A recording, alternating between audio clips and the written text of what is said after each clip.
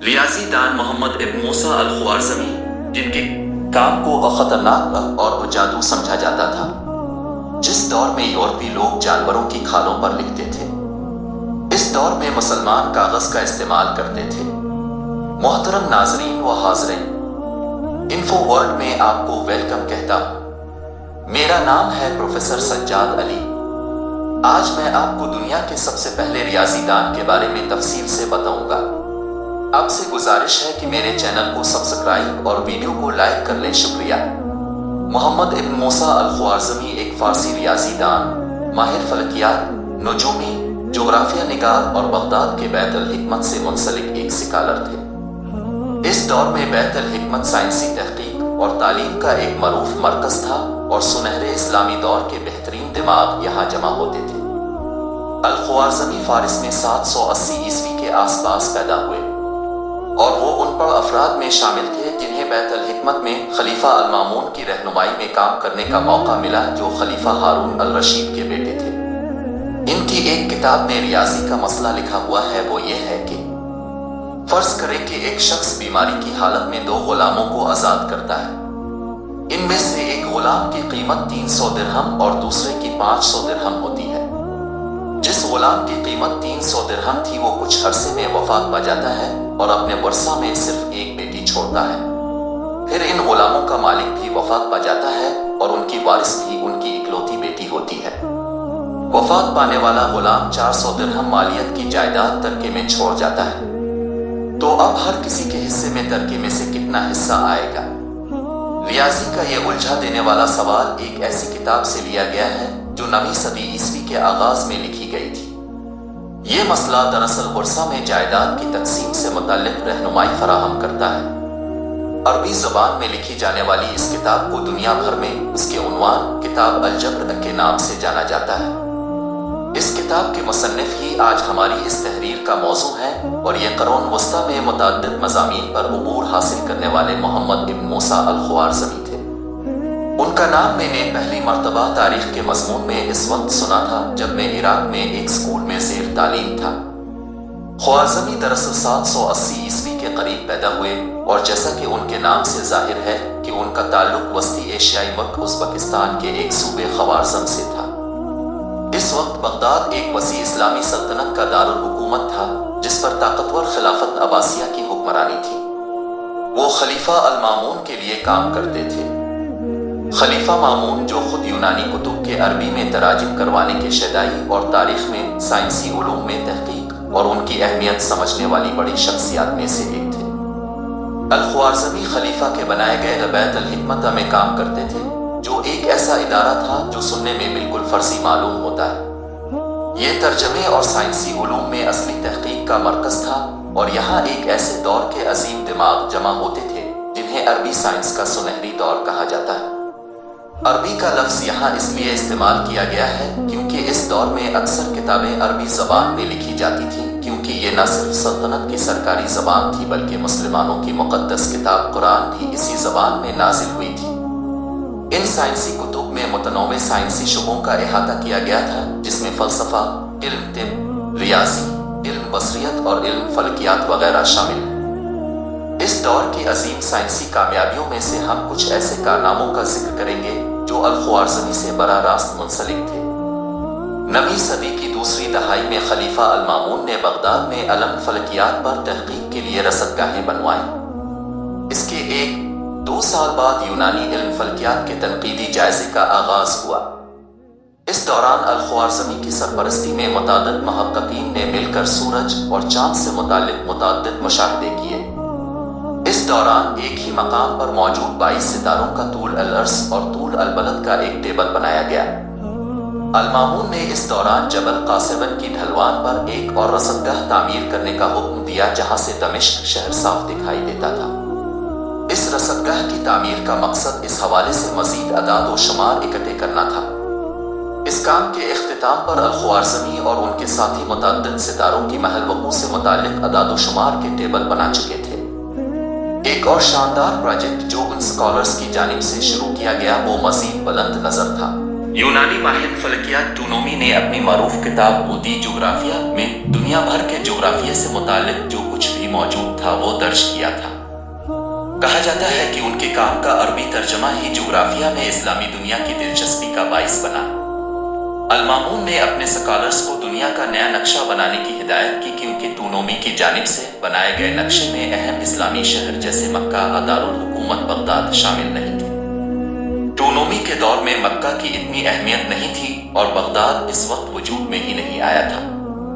अल-ख्वारज़मी और उनके साथियों ने इन दो शहरों के दरमियान फासले को नापने की ठानी। इस सिलसिले में उन्होंने चांद ग्रहण के दौरान पैमाइश की और अदाद-ओ-शुमार लिए। उन्होंने इस कदीम दौर में इन दोनों शहरों के दरमियान जो फासला निकाला वो मौजूदा दौर के अदाद-ओ-शुमार के मुकाबले में 2% से भी कम गलत था। उन्होंने फिर दीगर अहम मकामात के वो खतूत दोबारा जानने की कोशिश की जिनसे इन मकामात के मरकजी नुक्ते का मकाम मालूम हो सके।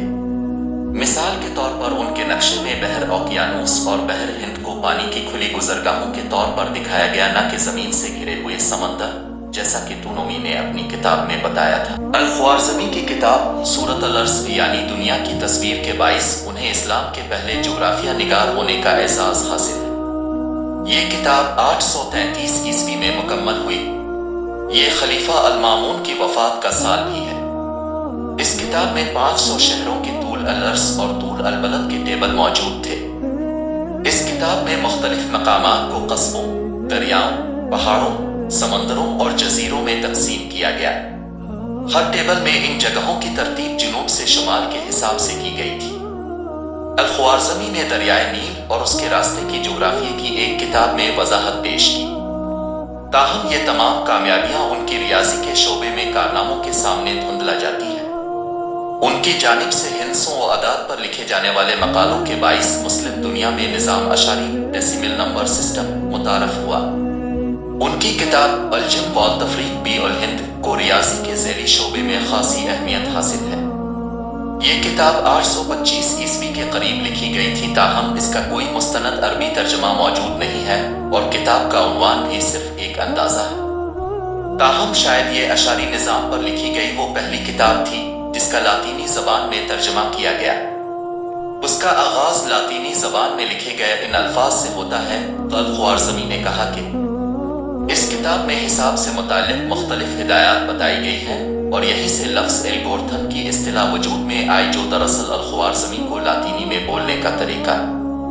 दरअसल ये और इससे कबल सामने आने वाले अल-ख्वारज़मी के काम के तर्जमे को यूरोप में तनकीद का निशाना बनाया गया। ये वो वक्त था जब यूरोप तारीख दौर से गुजर रहा था। यही वजह है कि ख्वारज़मी के काम को खतरनाक या जादू गर्दाना गया था। उनका अजीम तरीन काम यकीनन उनकी अलजबर्रा से मुतल्लिक किताब थी। अल-ख्वारज़मी कदीम फारसी मजहब ज़ोरास्ट्रियन के पैरोकार थे और हमारे ख्याल में उन्होंने बाद में इस्लाम कबूल किया। किताब अल-जब्र के पहले ही सफ़े पर वो बिस्मिल्लाह अर्रहमान अर्रहीम शुरू अल्लाह के नाम से जो बड़ा मेहरबान निहायत रहम करने वाला है दर्ज है। आज भी मुसलमान लिखारियों की जानिब से लिखी जाने वाली अक्सर किताबें इसी जुमले से शुरू होती हैं। ताहम ये भी हो सकता है कि अल-ख्वारज़मी ने रवायत का बास रखते हुए ये लिखा हो क्योंकि वो ऐसे मुसलमान खलीफा को नाराज न करना चाहते हों जिनकी उन्हें भरपूर हिमायत हासिल। इस किताब में अल-ख्वारज़मी ने रियाजी के ऐसे गैर वाज़ेह कवाइद को यकजा किया जिनके बारे में सिर्फ चंद अफराद को ही मालूम था। इसके बाद उन्होंने उन कवाइद को एक हिदायतनामे की शक्ल दी जिसके जरिए रोजमर्रा के मसाइल का हल निकाला जा सकता है, जैसे विरासत, तिजारत और ज़राअत जैसे शोबे। यहाँ अल-ख्वारज़मी के बाद आने वाले मुसलमान रियाजीदानों की तारीफ करना भी ज़रूरी है जिन्होंने उनके काम की तशहीर भी की और यूरोप पर उनके काम के बाइस होने वाले असर के बाद इसके मुस्तनद होने के बारे में सबूत भी पेश किए। उनकी किताब का 12 सदी में लातीनी ज़बान में 2 मरतबा तर्जमा किया गया। एक दफ़ा बरतानिया के रॉबर्ट ओचेस्टर की जानिब से और एक मरतबा इटली के जेरर्ड ऑफ गुर्रेमोना की जानिब से। उनके काम के बारे में फिबोनाची भी जानते थे जो बिलाशुबा क़ुरून वस्ता के अजीम तरीन रियाजीदान थे। उन्होंने अपनी मरूफ किताब लेबर आबचियों में भी अल-ख्वारज़मी के काम का हवाला दिया है।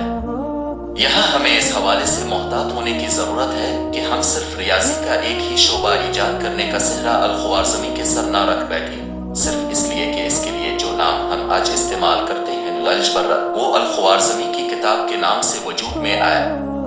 एल्गोरिथम अलम रियाजी में कहाँ से आया? जब यूरोप खालों पर लिखता था तो मुसलमान दानिश्वर कागज इस्तेमाल करते थे। मिसाल के तौर पर इस हवाले से शवाहिद मौजूद हैं कि यूनानी और बाबुली रियाजीदान अल-ख्वारिज़मी से बहुत पहले अलजबरा का इक्वेशंस हल कर रहे थे। इसके अलावा उनसे कब्ल अजीम यूनानी रियाजीदान डाफिनस और हिंदू रियाजीदान बुरहमागुप्ता भी इस हवाले से काम कर चुके हैं।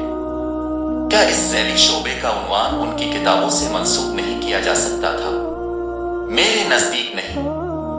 इसकी वजह यह है कि अल-ख्वारिज़मी का मौक़िफ़ था कि उनकी किताब एक हिदायतनामा था जिसके मुताबिक अदाद व शुमार में तब्दीली अलजबर्रा के ज़रिए की जा सकती थी। ताहम उनका मकसद इससे बड़ा था।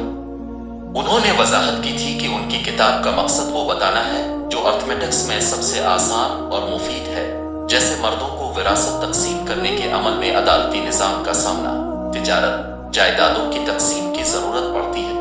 इसके अलावा उनके आपस के लेन देन, जहाँ ज़मीन की पैमाइश, नहरों की खुदाई, जियोमेट्रिक कंप्यूटेशन और इस तरह के दीगर मसाइल जिनमें रियाजी की ज़रूरत पड़े। किताब अलजब्र को 2 हिस्सों में तकसीम किया गया है। बतौर थ्योरेटिकल फिज़िक पहले हिस्से में मेरे लिए इंतहाई दिलचस्प मवाद मौजूद है क्योंकि यहाँ अल-ख्वारिज़मी अलजबर्रा के कवायद वज़ा करते हैं और सवाल हल करने के मराहिल और मुख्तलिफ इक्वेशंस का हल निकालने के लिए मुख्तलिफ एल्गोरिथम्स का इस्तेमाल करते हैं। हर एक इक्वेशन के साथ उनके जवाब का तस्वीरी सबूत मौजूद है। किताब के दूसरे हिस्से में उनके तरीकों के इस्तेमाल के बारे में लिखा है जिसके जरिए वो रोजमर्रा के मसाइल का हल ढूंढते हैं, जैसा कि ऊपर बताया गया है। ताहम ये किताब अलजबर्रा पर आज मिलने वाली किताबों से बहुत मुख्तलिफ है। अपनी किताब के सफ़हात को अलामात और इक्वेश से भरने के बजाय उन्होंने इंतहाई आम फहम ज़बान में ये सब कुछ बयान किया। इससे ये ज़रूर हुआ कि जो बात अलजबर्रा की अलामात के जरिए 2 लाइन्स में बताई जा सकती थी वो 2 सफ़हात पर मबनी वजाहत के जरिए बताई गई। अगर मैं आपको ये बताऊं कि अल-ख्वारिज़मी से बहुत पहले डाफिनस और हिंदू रियाजीदान बुनियादी अलामात के जरिए अपनी इक्वेशंस की वजाहत कर रहे थे कि अल-ख्वारिज़मी और उनका अलजबर्रा का क्वाड्रेटिक इक्वेशंस से आगे नहीं बढ़ सका, कि डाफिनस ने ज़्यादा पेचीदा मसाइल का हल तलाश किया और अल-ख्वारिज़मी के अलजबर्रा के सवालात हल करने के तरीके भी पुराने थे, जैसे कपलेटिंग दी स्क्वायर को हल करने का तरीका, तो फिर उनकी हिमायत में दिए जाने वाले दलाइल मांग पड़ जाते हैं। मैंने ये दलील भी सुआन रखी है कि अल-ख्वारिज़मी के मकबूल होने की वजह यह है कि उनकी किताब के बाइस अलजबर्रा की मशहूरी हुई क्योंकि उन्होंने इसे इतना आम फहम कर दिया था कि मुतअद्दिद अफराद इसका इस्तेमाल कर सकते थे। ताहम ये एक कमज़ोर दलील है। हम ये भी कह सकते हैं कि जदीद दौर के नामवर साइंसदान स्टीफन हॉकिंग्स की शोहरत की वजह उनकी किताब a brief history of time है, न कि उनकी कोस्मोलॉजी में अहम तहकीक और ब्लैक होल्स से मुताल्लिक उनकी थ्योरीज। इस सब के बरक्स इस बहस में ये बातें अहम नहीं हैं कि किसने अलामात का इस्तेमाल किया, क्या कोई जेनेटिक सबूत थे, ये इक्वेशंस कितनी पेचीदा थी और क्या उनकी लिखाई आम लोगों तक पहुंची या नहीं। ताहम अल-ख्वारिज़मी ने जो काम पहली मर्तबा किया और जिसके बाइस वो मुनफरिद नजर आते हैं वो बज़ाहिर एक छोटी सी बात है मगर इंतहाई अहम है। वो ये है कि अल-ख्वारिज़मी मखसूस सवालात हल करने की बजाय आम फहम कवायद सामने लाए हैं जिनके जरिए उनका हल निकाला जा सकता है और इसी तरह इक्वेशंस को मरहलावार तरीके से हल करना यानी एल्गोरिथम के जरिए। इस तरह अल-ख्वारिज़मी ने यकीनी बनाया कि अलजबर्रा को बतौर एक अलहदा मज़मून देखा जा सके, न कि आदाद व शुमार में तब्दीली की एक तकनीक।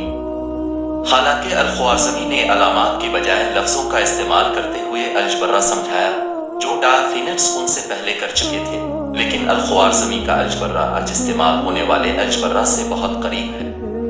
अल-ख्वारिज़मी 858 में वफात पा गए, लेकिन उनका मकाम इस रियाजीदान का है जिन्होंने अर्थमेटिक्स और जियोमेट्री की मौजूदगी में रियाजी का ज़ैली शोबा मुतारफ करवाया।